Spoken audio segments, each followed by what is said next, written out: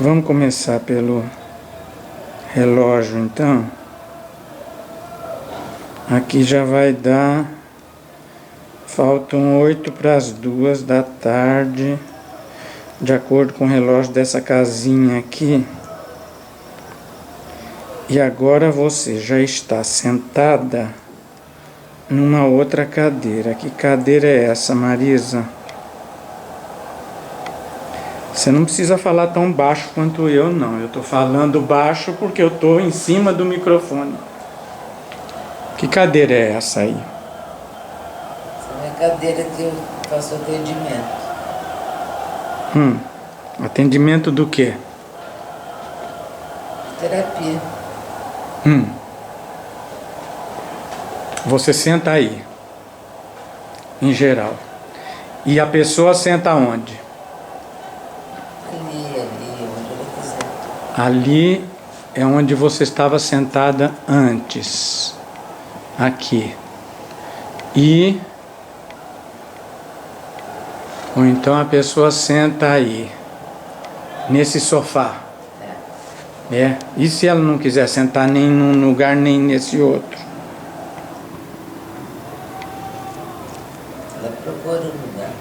Procura. Pode ser no chão. Pode ser nesse puff aí. Perto desse violão. Ou pode ser mais distante, naquela cadeira lá, por exemplo. Não. Ou não? Às vezes eu faço esse tapete de tablado. Não se ouve nada. Às vezes eu faço esse tapete de tablado. Qual tapete? Aquele ali? Esse. Funciona como tablado. Você chegou alguma vez a fazer o próprio tablado, não chegou? Eu me lembro que eu visitei a Roleplaying e vocês tinham construído um tablado. Você se lembra como é que era o tablado? Lembro? É mais alto, uma altura assim. E era oval. Certo. Isso na escola, mas na tua casa também você tinha alguma coisa parecida, porque eu me lembro que quando a gente começou a fazer, que nós gravamos aquele Início de conversa. aquele para começo de conversa, aquele livro que nunca foi publicado, tinha ali um tablado. Tinha também, onde eu fiz a minha salinha. Porque não tinha móveis, eu fiz um tablado. Isso dentro da casa. Bom, Era bem bacana. e daí? Essa escola, bom, a primeira parte, entre as lições aprendidas, houve a história da discriminação, quer dizer, já começou com a história dos médicos querendo para si mesmos uma posição superior e você se revoltando em relação a isso. Exatamente. Não é? Bom, para resumir a primeira parte. Agora, a segunda. Aí entra a escola e começam a vir os alunos e tal. Bom, dessa questão aí toda, o que é que você retém de lição mais importante, aprendida aí?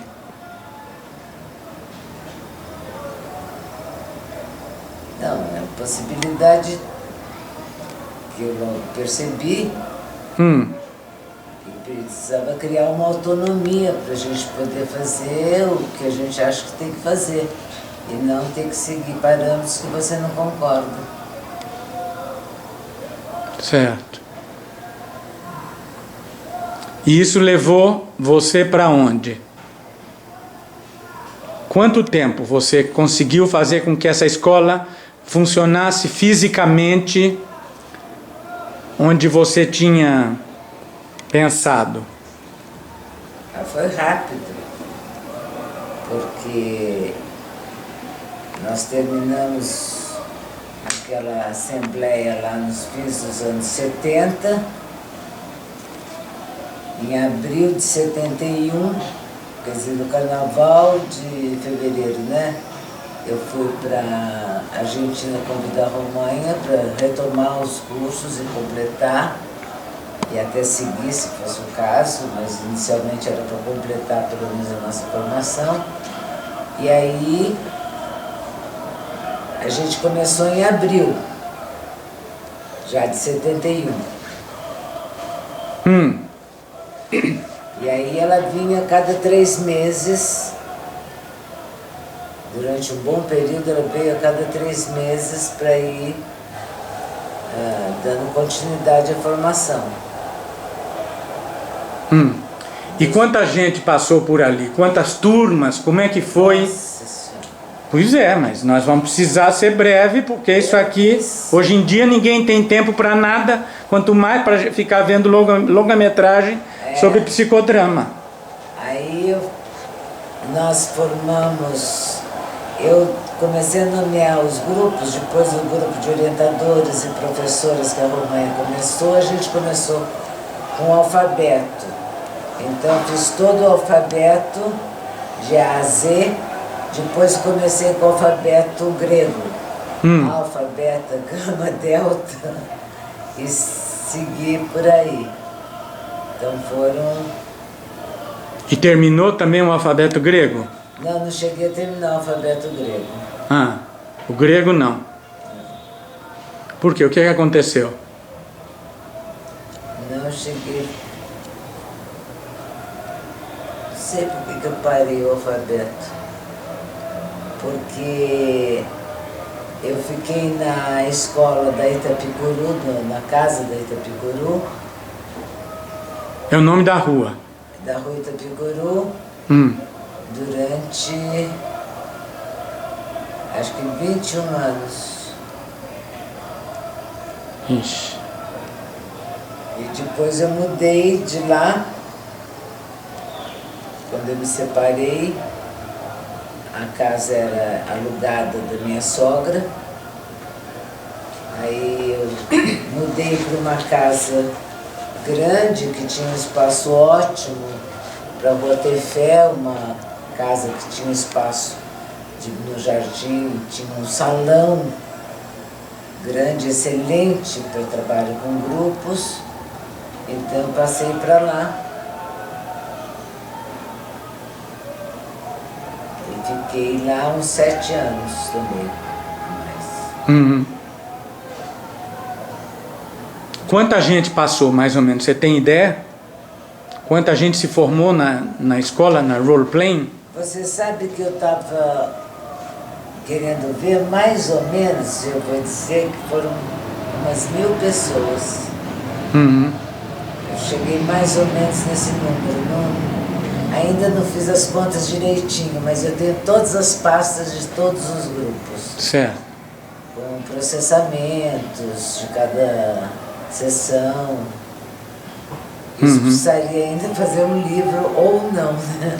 Sim, mas o problema, como eu estava te dizendo, é que muitas vezes não há interesse, porque cada um está mais interessado na sua própria vida e às vezes no seu próprio umbigo, do que na vida dos outros. Para compreender e aprender outras coisas. E aí outras abordagens. Não dá, muitas vezes, muita atenção a essas coisas todas que acabam num depósito. Né? E que também aconteceu com o Moreno, que está num depósito de luxo. Grande parte das coisas dele estão em Harvard, né? na biblioteca da Escola de Medicina. Não é? Muito chique, sim, mas muito pouca gente vai. Né? Desde que abriu... Em 1989, que abriu a coleção com tudo que o Moreno tinha produzido, livros, filmes, gravatas dele, as gravatas borboleta, tudo isso está lá. Sabe quantas pessoas foram? Até agora, umas 20. Só. Mas será que as pessoas sabem que tem tudo isso? Eu acho que não sabem. Muitas pessoas não sabem, não é? E por isso é que eu falo disso também. Porque ao não saber do que aconteceu, às vezes a gente acaba querendo criar de novo a roda, né? Reinventar a roda, mas enfim. Como o psicodrama também implica criar muito, né? e desenvolver a própria espontaneidade, isso também faz parte da história. Mas seguindo a coisa, que lição, pelo menos uma, você tira desse percurso todo de formação de gente na área do psicodrama?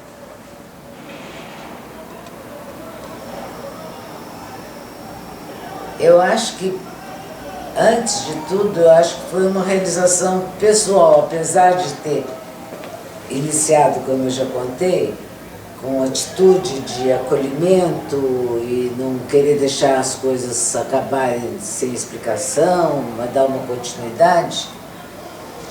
Eu me realizei muito, porque desde a minha adolescência eu tenho essa facilidade de trabalho com grupo.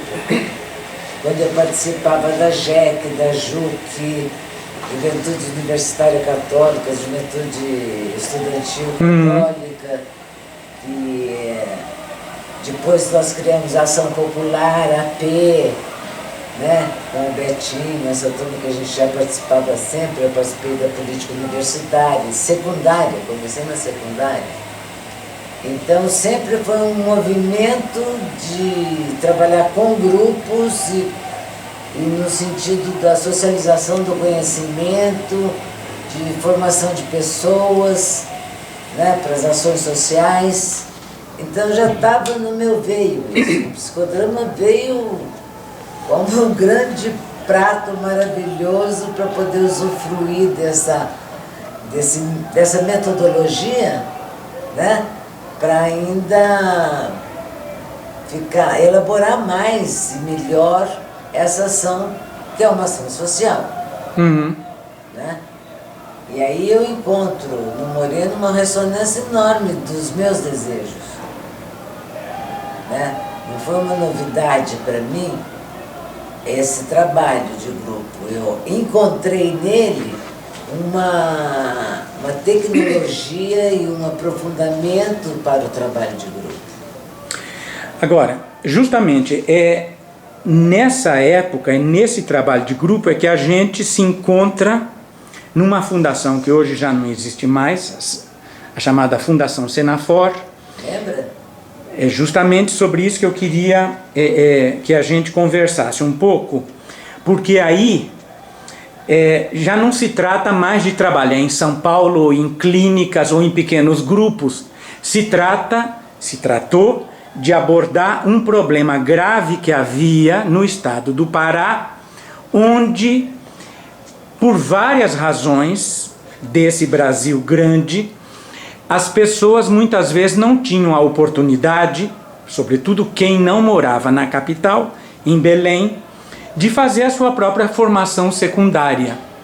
Tinham que ir, muitas vezes, para as grandes cidades, ou mesmo para a capital. E aí a gente entra para fazer esse trabalho que eles chamavam na época de sistema modular e que permitia que as pessoas, sem sair da sua própria cidade pequena, pudessem ter acesso a uma formação secundária, inclusive a formação de professores primários, a formação de magistério. E eu gostaria que a gente retomasse um pouco isso, porque durou 3 anos esse trabalho. Bom, aquele trabalho foi, nossa, maravilhoso, né? Porque antes houve uma pesquisa, lembra, do que eles fizeram nas cidades pequenas, no interior todo do Pará, para saber que tipo de cursos que eles desejavam. E parece que a grande maioria desejava o magistério, para eles terem professores do próprio local, porque eles precisavam importar professores de Belém, né? E aí um grupo maravilhoso, né, que se dispôs pela Secretaria da Educação, né, lembra? Que eles fizeram uma seleção e tal, que se dispuseram, os professores de Belém se dispuseram a ir da formação no interior. E aí organizaram por áreas, né? Primeiro uma área, depois a outra, em grupos. E aí que foi na Secretaria de Educação que nos chamaram o Senafor. né? Justamente. E aí o Senafora escolheram você, que me escolheu também, né? Para a gente poder trabalhar junto primeira conscientização do trabalho que eles tinham fazer, que era totalmente novo, né? De trabalhar o grupo, né? Inclusive para o grupo também ter um cuidado com a cultura do lugar. Lembra disso? Eu lembro muito bem dessas sessões, sabia? Uhum. Né? Chega lá, começa a namorar uma, namorar outras meninas, nananina, não, vamos tomar cuidado, né? Depois tivemos um problema, porque que eu lembro bem, as cidades que eles iam, se não era cidade do partido, do governo, eles não recebiam bem os professores, lembra? Tinha lugar que eles dormiam, lugar que chovia, né? Péssimas instalações. Aí nós fizemos uma reunião com o secretário para fazer um contrato que eles nem tinham, lembra? Para o secretário, que era do Estado, contratar com os prefeitos para receber os professores que iam lá favorecendo o crescimento, e por escolhas deles pela pesquisa, né? O fato é que nós tivemos vários cursos, desde 83, 84 até 85, nós estivemos lá várias vezes. Várias vezes. Cada vez durava quase uma semana. Começou com comunicação e sala de aula, lições escondidas, não é? Temos tudo isso aí escrito, hein? Tá tudo documentado. Depois, enquanto a gente estava fora, quando voltamos para São Paulo, nós nos correspondemos aí, criamos um outro módulo chamado Comunicação e Distância, não é? Lições desveladas. Aí voltamos e fizemos um outro, com a mesma turma, um outro Comunicação em Sala de Aula, lições dramatizadas, e depois lições refletidas, né? Onde, ao invés da gente ficar nessa situação de discurso, nós promovíamos a ação. Que tipo de exercício você se lembra que foi feito? Lembra que tinha uma coisa de algodão? Tinha uma coisa de algodão, que a pessoa usava algodão, outra que a pessoa usava arame. Você se lembra desses exercícios? Que na época você tinha uma história de pôr, por exemplo, fita crepe. Punha fita crepe para determinar o espaço, né? Isso. Do trabalho dramático, vamos chamar assim, e usava os objetos intermediários, né? No caso aí, que era o algodão, era arame, era não sei o quê, como eu me relaciono, para ver como eles chegavam a se relacionar com as pessoas, que instrumentos que eles usavam na atitude para se relacionar com os alunos, né? Deles. Ou seja, a gente mostrou que era possível fazer esse trabalho com psicodrama, com os professores, dentro e fora da sala de aula. Portanto, funcionou do ponto de vista experimental, digamos assim. E por que a coisa não se aplica de uma maneira geral, então? Se funcionou tão bem, por quê? Era só a gente que sabia fazer? Por quê? Como é que você vê essa história do uso do psicodrama em sala de aula hoje? Em sala de aula ou dentro do sistema educativo? No caso dos meus alunos lá da Roleplay, né? Os alunos da Roleplay, que foram alunos da Romanha, depois a Romanha deixou de vir para o Brasil, porque mudou o governo e tal, enfim, ela não quis mais vir. Aí ela... foi uma pena, né? Porque aí foi uma questão política, né? Pelas eleições de lá, que virou, era olhar para o trabalho em país capitalista, quer dizer, foi difícil isso aí, a discussão, porque gerou muita... Era uma novidade isso, né? Como trabalhar em sala de aula que era o psicodrama pedagógico, que ela adotou esse nome, né?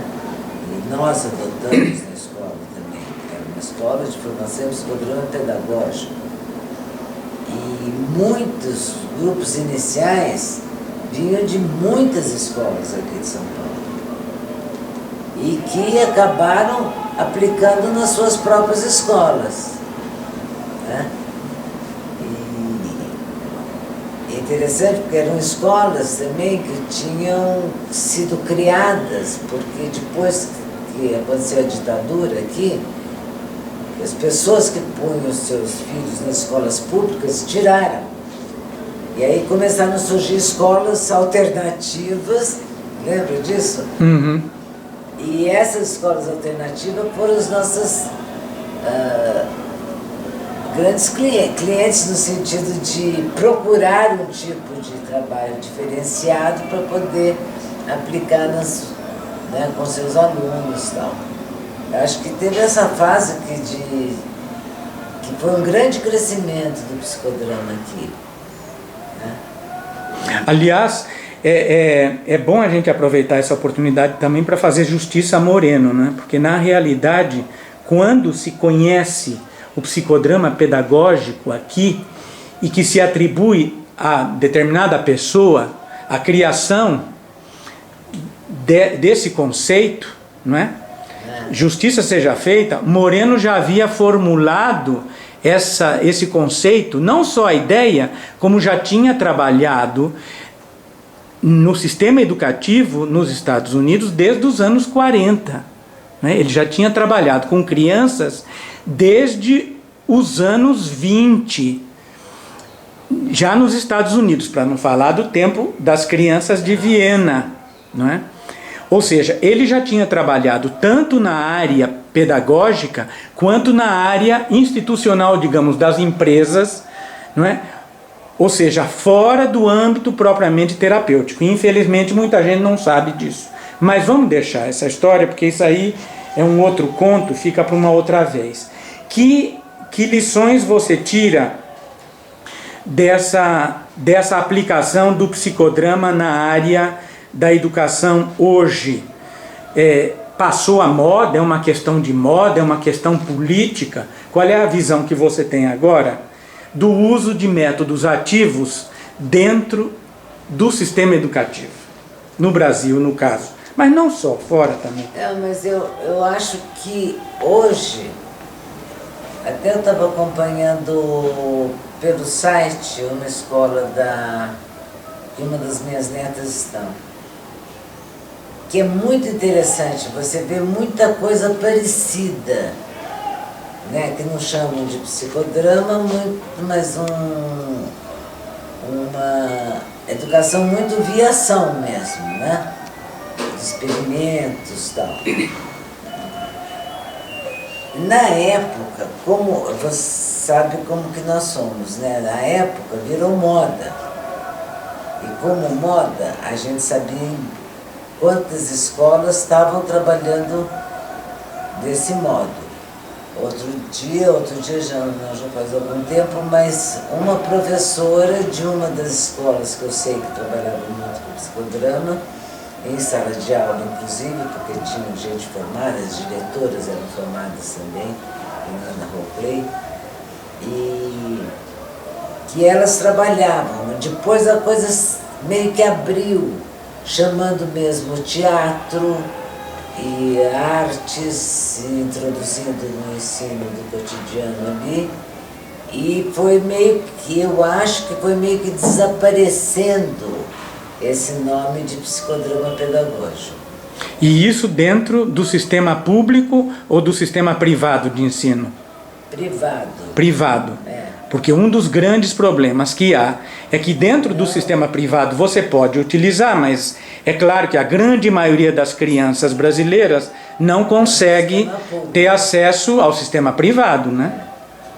Bom, mas eu acho que tem uma coisa, e hoje, dessa semana mesmo, teve um grito de alerta aí na imprensa, que como que nós, brasileiros, não alfabetizamos este país inteiro com o método Paulo Freire. Outros países fizeram e nós não demos o mínimo espaço para que isso ocorresse. Uhum. Né? Tem o Paulo Freire e o método Paulo Freire que forma cidadãos. Né? Agora imagine um outro método que passa, se forma muita gente, foram quantos anos? A minha escola, por exemplo, foram 40 anos. Né? Mas o interesse também capitalístico, eu vou chamar, foi muito, por exemplo, para trabalhar em empresas, área de RH. Uhum. Né? Houve uma procura enorme no curso de pessoal de RH. De recursos humanos. Que eu resolvi mudar o nome de recursos humanos para riquezas humanas. É RH do mesmo jeito, ele deixa de ser recurso para ser riqueza. Uhum. Uma outra olhar, uma outra abordagem, né? Das pessoas que trabalham, que produzem e tal. Eu até escrevi um texto sobre isso, para botar na roda e tal. Então, o capitalismo é danado, né? Porque ele foge, por exemplo, métodos desse tipo Paulo Freire, ou mesmo psicodrama pedagógico, foge, fica uma nuvem de fumaça para outros métodos de interesse do capital tá dominando. Ou seja, a questão política é mesmo central. É incrível. É. Queira ou não queira, toda ação é uma ação política. E aí o olhar das pessoas, eu fico absurdizada, quer dizer, com os governos que nós tivemos, saía essa manchete, quer dizer, Paulo Freire. E absurdizada é chique, hein? Não é? Fico absurdizada, porque você fala, como assim? Por que não? Uma vez eu fiz escrevi nessas redes, etc. Por que não criamos um tipo de expedição Rondon, como ele organizou? Uma maravilha, né? Pegar universitários nas férias, etc. E formar as pessoas e sair para, por exemplo, alfabetizar com Paulo Freire. Mas, a meu ver, não é muito difícil de responder essa pergunta, porque não interessa para quem está com a mão na massa, não interessa mudar muito, não interessa promover muita mudança. Então, as forças que levam à conservação fazem de tudo para não mudar muito. Mas né? É incrível, né? Por exemplo, se a gente conseguiu chegar a um governo Lula, no qual Paulo Freire foi um dos iniciadores, fundadores do PT, a primeira coisa que a gente ia fazer era Paulo Freire direto da formação pública, certo? Pois é, mas não foi feito isso. Não foi feito. E agora a coisa já polarizou de uma tal maneira que só falar em Paulo Freire, muitas vezes, já associa diretamente Paulo Freire a PT e, portanto, fora PT, fora Paulo Freire, não é?